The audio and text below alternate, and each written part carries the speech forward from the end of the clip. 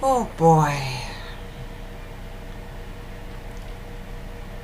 You know, anyone that has all of their capacities that don't fatigue easily will have a very hard time to understand. I feel so weak of my muscles that I went for a walk. Yes, we do say it like that also. I went for a walk with a friend 2 days ago. And we went like downtown, and oh my God, I felt like a bubblehead or bogglehead. Or, I don't know how they call them, but it's like, like that, It was like every crack on the asphalt on the street, the sidewalks. Oh my God, they're so bad. They're so bad. There, you're going on the sidewalk, and then there's every bump, every bump, every bump, every bump, and then the sidewalk goes sideways. Oh boy!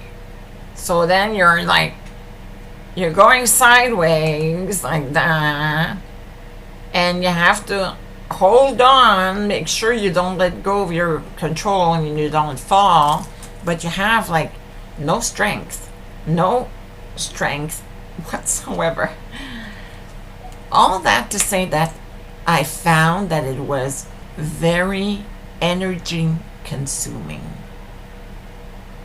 I feel like I've never been as low as this in my strength wise.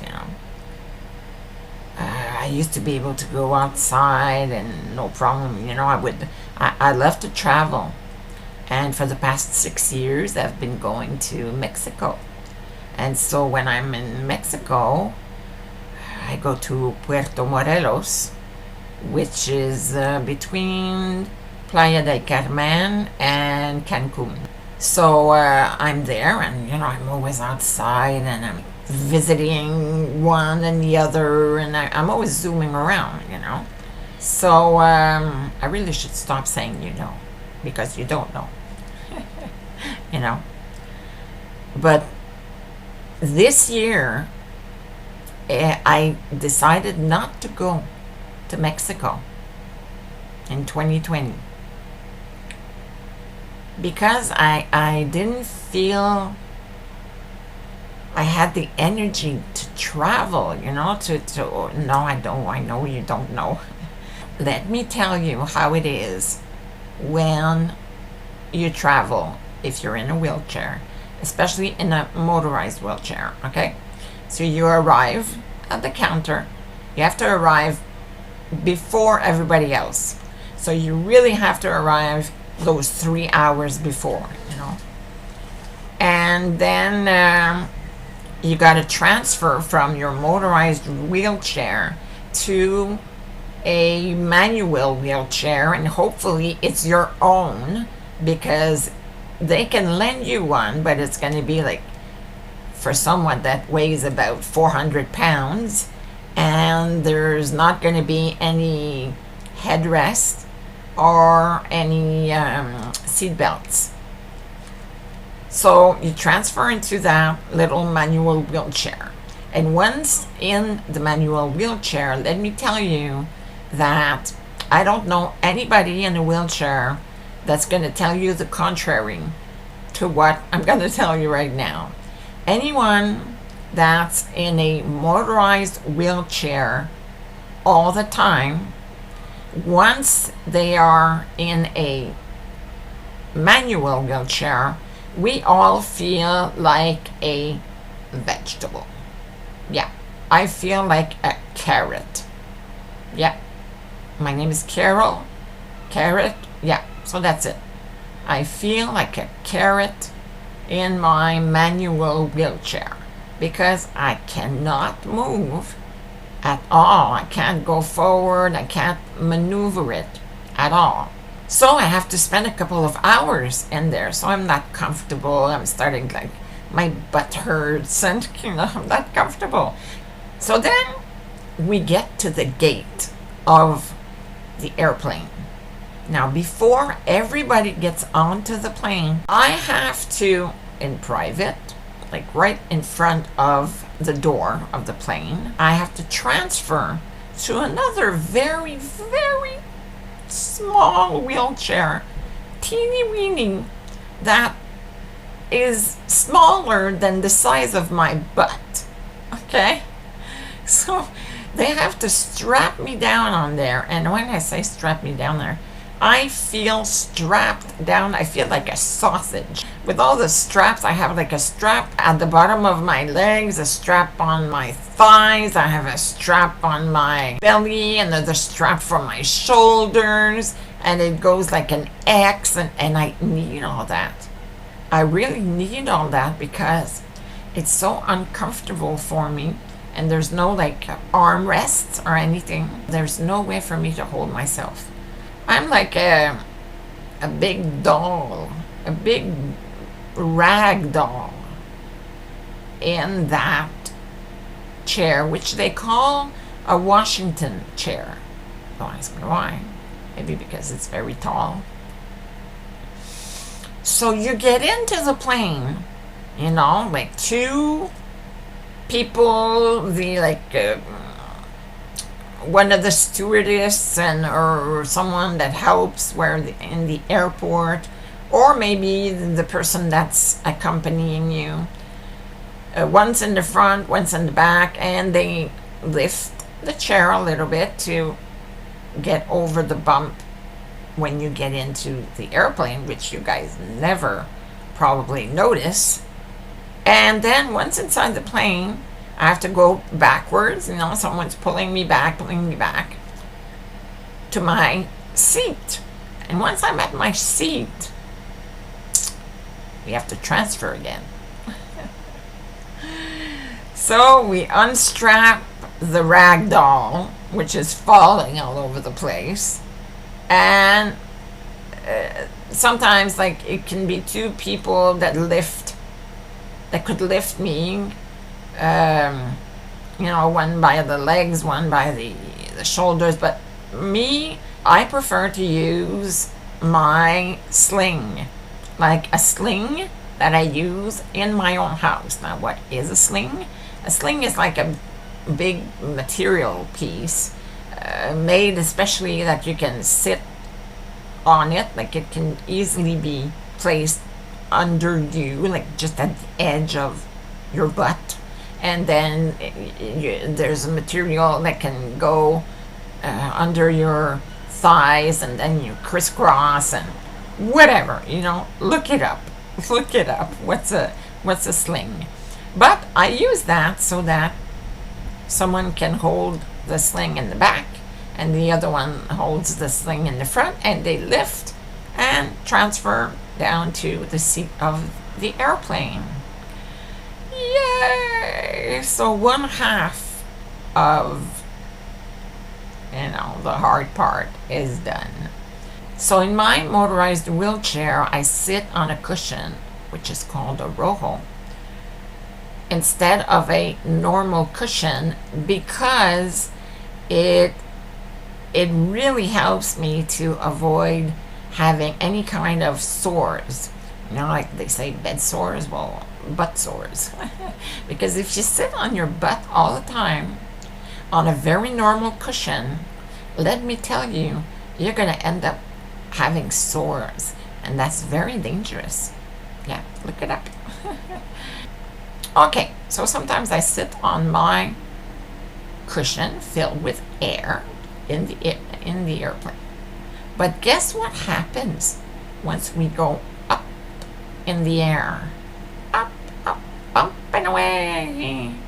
Once we're up at a very high altitude, oh boy, my cushion simply gets like hard, hard like cement. So then it hurts my butt because it's too hard. So every time I don't know what to sit on, I don't have the right kind of thing. I think next time I'm gonna have to travel with like a normal pillow, just a normal pillow, because I'm used to sitting on my air cushion. So once I sit on something else, wow, I get sore very rapidly, and I get numb. My legs get numb, my butt gets numb, and I'm uncomfortable. That's why I don't travel very far, because it's very uncomfortable. So I usually go maximum 5 hours in the plane. Once I arrive at the destination, guess what? We have to do it all over again, but in reverse. So you go from the seat of the plane to the Washington chair, all strapped up like a sausage. Then you get out of the airplane, and then, if you're lucky, your motorized wheelchair is going to be waiting for you, so you can transfer into it right away. But most of the time, it's your manual wheelchair that's waiting for you. So you transfer into your manual wheelchair. So then you pass through the customs and everything, and then you go where their luggage are. And that's when often you will encounter your wheelchair. And if you're lucky, your wheelchair is going to be intact. But often, prepare yourself to have something broken off. So that's why I'm so used to traveling that I take every piece of my motorized wheelchair that I can take off, like my headrest, my feet rest, my control where I drive, anything that can be easily breakable, I put into another box. So once we arrive, we have to put the chair together, so the person that comes with me has to put my chair back into, all the pieces back where they belong. And but often I've had like a wheel completely broken, completely, like the wheel, I don't know if I can show you, but the wheel completely on a slant. It's supposed to be straight, and the wheel is on a slant. And I've had really all different kinds of pieces of my chair broken off. My motorized wheelchair replaces my legs. So if my motorized wheelchair doesn't work, I'm not going to move. I'm going to be a carrot again. So it's really a shame, because I know a lot of people that have disabilities that are even worse than mine, that are like 10 times worse than mine. And they go like to Cuba, and once they arrive there, the chair is like, it's so broken. It's like, really, it must have fallen off the plane. I'm not kidding. You know how they bring the chair up into the plane? They put it where the luggage goes up on like a strap there, a rolling strap that goes up. And so they put it on there, but they don't really watch if the four wheels are really well on it, to well balanced. And the chair goes up and up and up, up and up and up and up and up and up, right to the opening of the airplane where the luggage are. But I swear to you, I am sure that some wheelchairs have fallen off of that plane, and that's about the height of, I would say, about 4 stories high. So you just throw the chair down there. Bang. So then nothing works. All the wires are pulled out and it's unbelievable. So yay, that's the fun of traveling, you know. I personally can't wait for the day that we'll be able to get into the airplane with our wheelchairs. It would be so simple, so simple. And a lot more people with disabilities would be able to travel, because a lot of people with disabilities don't travel because it is so complicated and it's a risk. It's a big risk for the wheelchair. And you know, if the wheelchair is destroyed, then your vacation is destroyed. And if you were planning to be there for 2 weeks or 3 months, imagine. Completely screwed.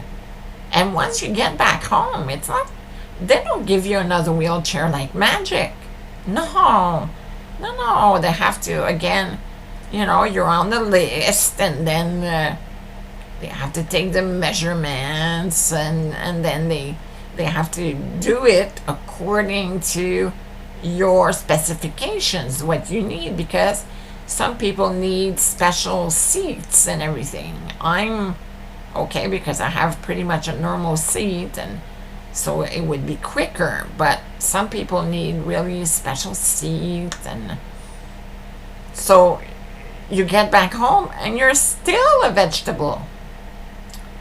All that to say that for the past 6 years I've traveled, but in 2020, this winter, I did not travel because I felt so weak. I didn't have the energy, so I didn't feel like going.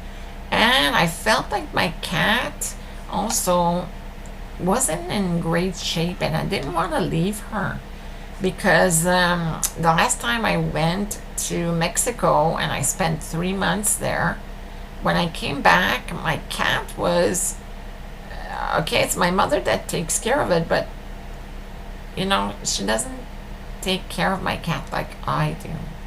I'm very gentle with my cat. My cat is old. She was 14 then, because now she's like 14 and a half. But now she's diabetes, and she has seizures also sometimes. So wow, you know, so what I was saying to you is that right now I was used to going around, you know, for walks all over downtown. But right now, this summer, I'm gonna stay on my balcony this year. I don't think I'm gonna be moving around a lot because I feel so damn weak. I feel like a vampire of energy just bit me and sucked the energy right out of me.